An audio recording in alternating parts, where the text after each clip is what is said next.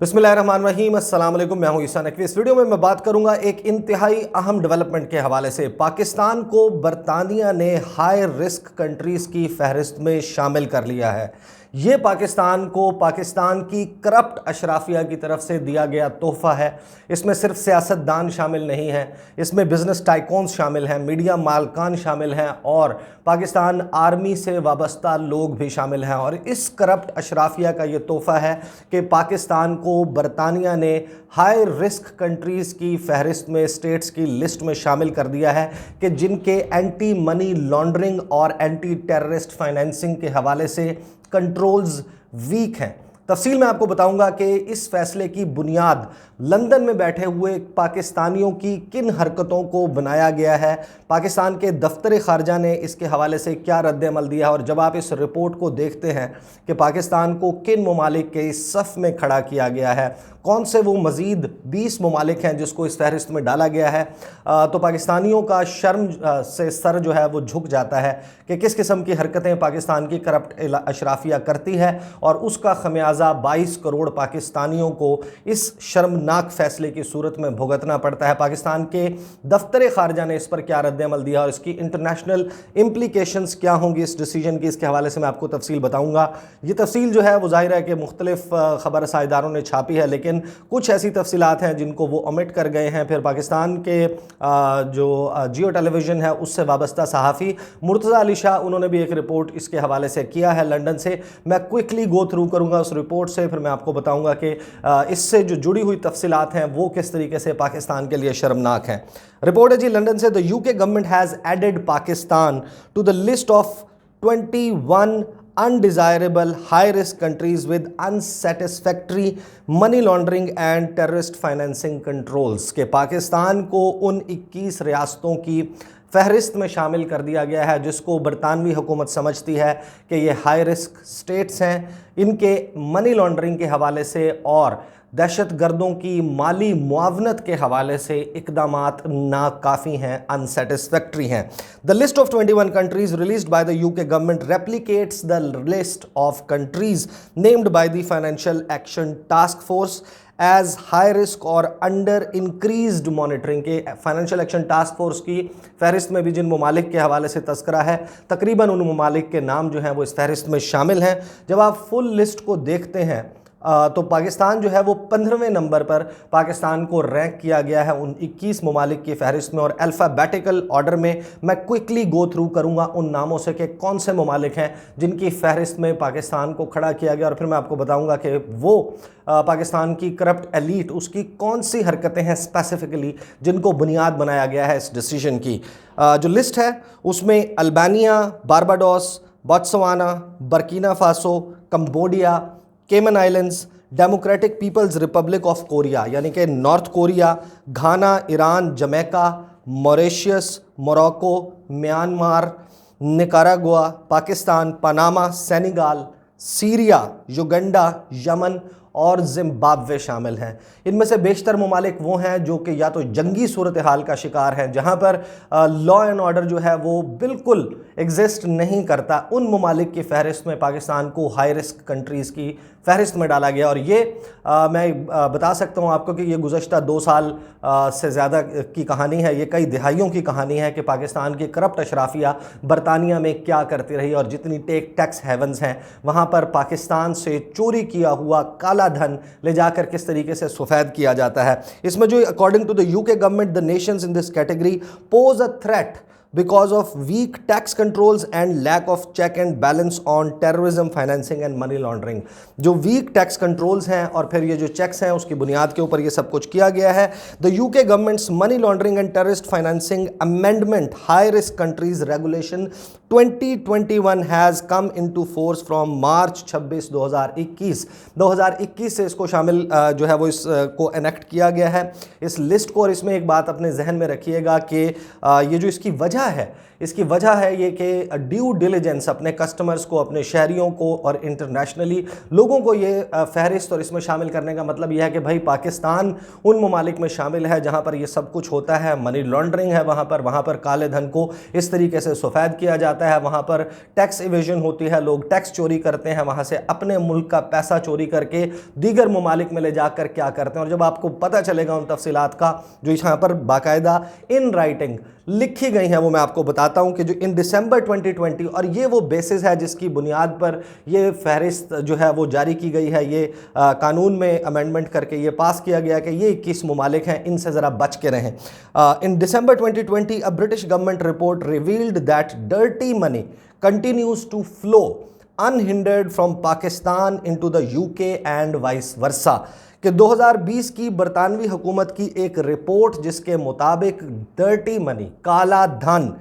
इन ममालिक से, ख़ास तौर पर पाकिस्तान से यूके में और यूके से पाकिस्तान में जाता है। The national risk assessment of money laundering and terrorist financing 2020, ये उस रिपोर्ट का नाम है जिस रिपोर्ट में ये सब कुछ लिखा गया है। इस रिपोर्ट के मुताबिक corrupt foreign elites continue to be attracted to the UK property market, के बरतानिया की, लंदन की जो प्रॉपर्टी मार्केट है, जो वहाँ पर रियल एस्टेट है, उसकी तरफ अट्रैक्ट होती हैं पाकिस्तान की जो करप्ट एलीट है वो अट्रैक्ट होती है, specially in London, to disguise their corruption proceeds, के अपनी करप्शन से बनाया हुआ, हासिल किया हुआ पैसा वो लाकर लगाया जाता है बरतानिया की, खसूसन लंदन की प्रॉपर्टीज़ में। उसके बाद ये रिपोर्ट कहती है, the report put together by the treasury and home office, ये जो बरतानिया का जो महकमा है बराए खारजा अमूर, नहीं सॉरी, बराए दाखिला अमूर और ट्रेजरी और ख़जाने का जो महकमा है, had named Pakistan, China, Hong Kong, Russia and United Arab Emirates as the hotspot countries from where the most flows of money was taking place, कि ये वो ममालिक हैं जहाँ से सबसे ज़्यादा, ये वो हॉटस्पॉट कंट्रीज़ हैं जहाँ से सबसे ज़्यादा पैसा बरतानिया में इल्लीगल मीन्स से, गैर कानूनी तरीके से लाया जाता है, और फिर आप सुनिए कि उस पैसे का किया क्या जाता है। The report said criminals continue to purchase high value assets such as real estate, precious gems and jewelry to launder illicit funds which are transferred from Pakistan to UK and vice versa, कि ये जो criminals हैं, ये जो मुजरिम हैं, ये high value assets ख़रीदते हैं इस पैसे से, जिसमें रियल एस्टेट शामिल है, जिसमें प्रॉपर्टीज़ शामिल हैं, जिसमें प्रेशियस जेम्स जो नादिर जवाहरात हैं, बेशकीमत जवाहरात हैं और ज्वेलरी है, जेवरात हैं, वो ख़रीदे जाते हैं, और इल्लिसिट तरीके से, गैर कानूनी तरीके से ये फ़ंड्स बरतानिया से पाकिस्तान और पाकिस्तान से बरतानिया जाते हैं। This includes proceeds from corruption and drug trafficking, इसमें सिर्फ करप्शन का पैसा शामिल नहीं है बल्कि इसमें मनशियात से कमाया हुआ पैसा भी शामिल है। The risk from cash based money laundering from the UK to Pakistan via smuggled cash and money service business also proceeds, कि मनी सर्विस बिजनेस के ज़रिए और गैर कानूनी तरीके से जो स्मगल किया जाता है बरतानिया से पाकिस्तान कैश, वो भी एक रिस्क है और ये सबके सामने मौजूद है। फिर पाकिस्तान के मुतल्लिक about Pakistan, the report said the UK continues to have close economic links to Pakistan, के पाकिस्तान के साथ बड़े करीबी मुआशी ताल्लुकात हैं, including significant remittance flows between both jurisdictions, के दोनों ममालिक के दरमियान रेमिटेंस का जो फ़्लो है वो बहुत ज़्यादा है, बहुत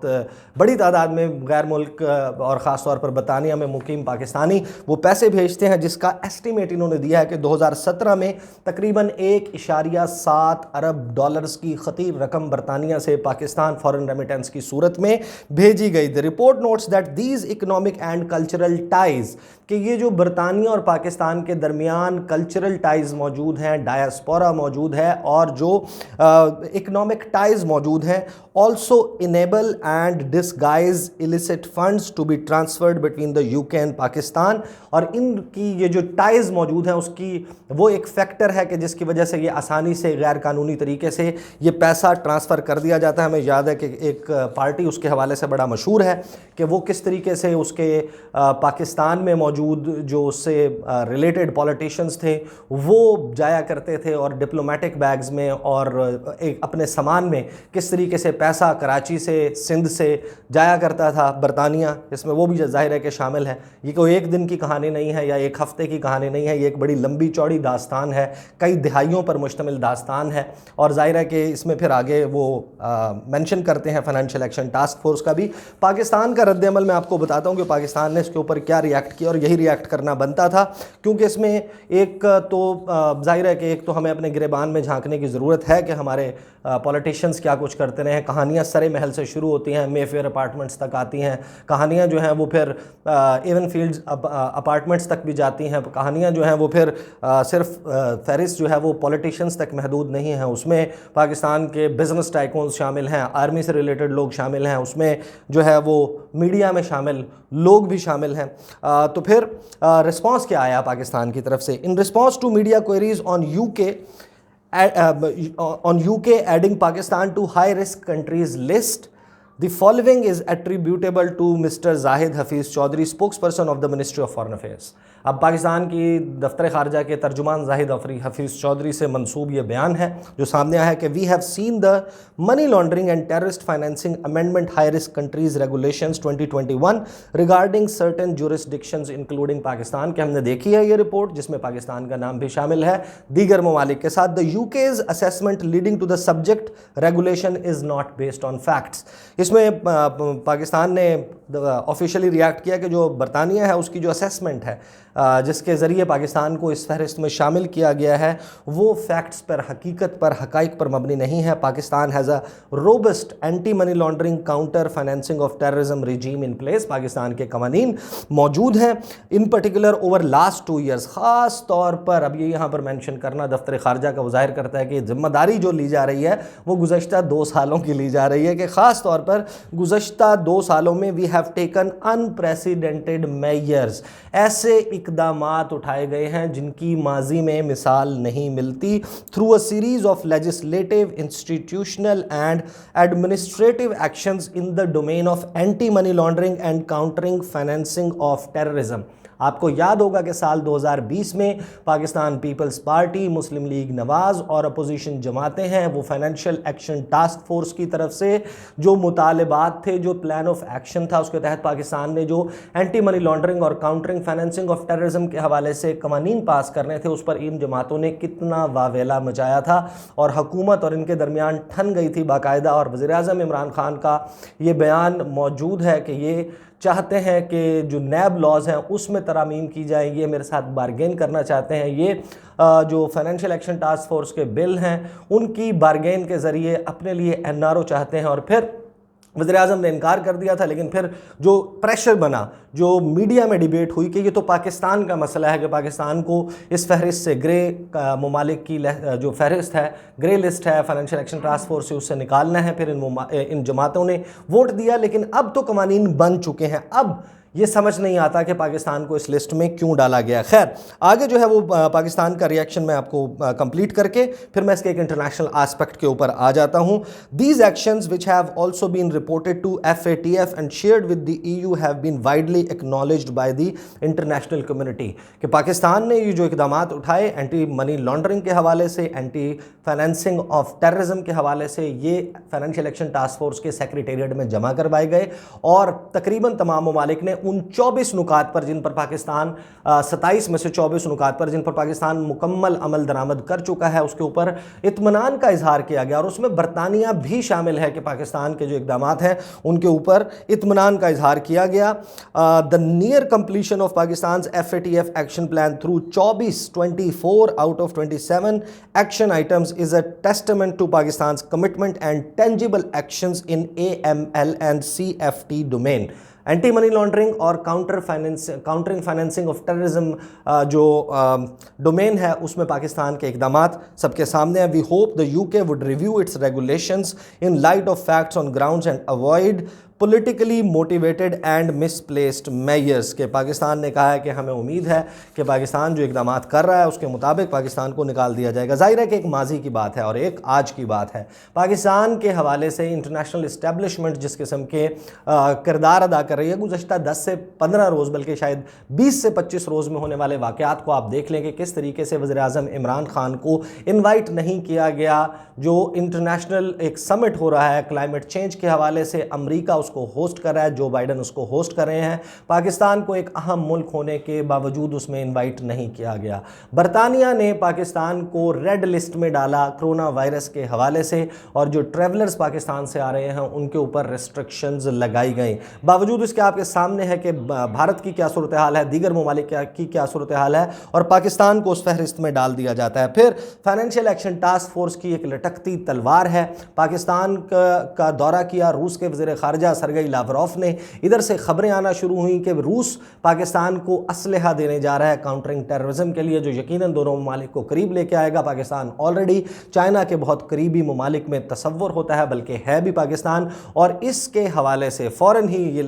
इक़दाम आने शुरू हो जाते हैं। रेड लिस्ट में डालना, पाकिस्तान को रिस्क लिस्ट में डालना, पाकिस्तान को मालियाती कॉन्फ्रेंस में ना बुलाना, और फाइनेंशियल एक्शन टास्क फोर्स में पाकिस्तान को ग्रे ममालिक की फहरिस्त में बरकरार रखने की तलवार जो है वो बाकायदा लटका दी गई है। और वही बरतानिया जिसने AML और CFT के हवाले से पाकिस्तान के इक़दामात पर इत्मीनान का इजहार FATF में किया था, वही बरतानिया पाकिस्तान को अपने कवानीन के तहत अमेंडमेंट के साथ पाकिस्तान को उस फहरिस्त में डाल रहा है। यकीनन इसके जो एक डोमेस्टिक पहलू है, एक हमारा माजी है, वो तो है ही है, लेकिन गुज़श्ता 2 साल में तो पाकिस्तान के इक़दामात बेहतर हुए हैं। उसके बावजूद पाकिस्तान को ये डालना, इसका मतलब ये है कि पाकिस्तान का बाजू मरोड़ा जाएगा, पाकिस्तान पर प्रेशर डाला जाएगा, और पाकिस्तान से फिर इंटरनेशनली कुछ कंसेशंस और पाकिस्तान को रोका जाएगा। पाकिस्तान जिस किस्म की टिल्ट और इंक्लिनेशन दिखा रहा है चीन, रूस और एक रीजनल ब्लॉक की तरफ, इंतहाई अहम तफसीलात हैं, डेवलपिंग स्टोरी है। लेकिन एक बात मैं आपको बता दूं कि अगली वीडियो में मैं डी कोड करूंगा, समझने की कोशिश करेंगे, क्योंकि पाकिस्तानी मीडिया इसके ऊपर बात नहीं कर रहा और उस तरीके से एक्सप्लेन नहीं किया गया कि दिल्ली की जो परेशानी है उसको डी कोड करने की कोशिश करेंगे कि रूस और पाकिस्तान के दरमियान बढ़ते ताल्लुकात पर दिल्ली की परेशानी क्या है, ख़ास तौर पर जो मिनिस्ट्री ऑफ एक्सटर्नल अफेयर्स है उसने क्या रिएक्शन दिया है अपना पहला पाकिस्तान और रूस के ताल्लुकात के हवाले से हालिया दौरे के बाद, और बड़े बड़े कॉलम निगार भारत में वो क्या लिख रहे हैं, भारत का मीडिया जो है वो क्यों इस वरी को, इस परेशानी को और किस तरीके से एक्सप्लेन कर रहा है। अगली वीडियो में इंशाल्लाह आपके साथ मुलाकात होगी। मुझे इजाज़त दीजिए। अल्लाह हाफिज़।